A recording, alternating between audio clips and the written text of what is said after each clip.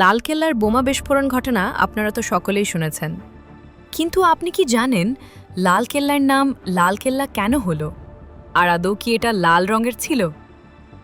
লালকেল্লার আসল নাম কিলাই মুবারক, যার অর্থ সৌভাগ্যের দুর্গ। ঐতিহাসিক নথি থেকে জানা যায় ১৬৩৮ খ্রিস্টাব্দে শাহজাহান তার রাজধানী আগ্রা থেকে দিল্লিতে স্থানান্তর করার সিদ্ধান্ত নেওয়ার পরে এই দুর্গটি নির্মাণ করা শুরু হয়েছিল।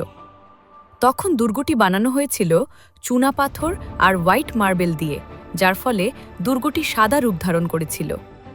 কিন্তু সময়ের সঙ্গে চুনাপাথর ক্ষয়ে যেতে লাগল, মার্বেলের গায়ে লাগতে লাগলো ধুলো, বৃষ্টি আর যুদ্ধের ক্ষতচিহ্ন। আর ১৮৫৭ সালে ব্রিটিশরা যখন দিল্লির শেষ মুঘল সম্রাট বাহাদুর শাহ জাফারকে তাড়িয়ে দিল্লি দখল করল, তখন তারা ভাবল এত বড় সাদা দুর্গ মেরামত করতে অনেক টাকা লাগবে। তাই তারা পুরো সাদা দেয়ালটাকে ঢেকে দিল রেড সেন্ডস্টোন বা বেলে পাথর দিয়ে। এই পরিবর্তনের ফলে রঙের সঙ্গে সঙ্গে দুর্গের নাম পরিবর্তন হয়ে হল লালকেল্লা বা রেড ফোর্ট। এই লাল রং তাই শুধু রং নয়, ইতিহাসের একটা দাগ। আর হ্যাঁ, সাদা রঙই এর আসল রূপ। আজ শুধু গল্প হয়ে বেঁচে আছে।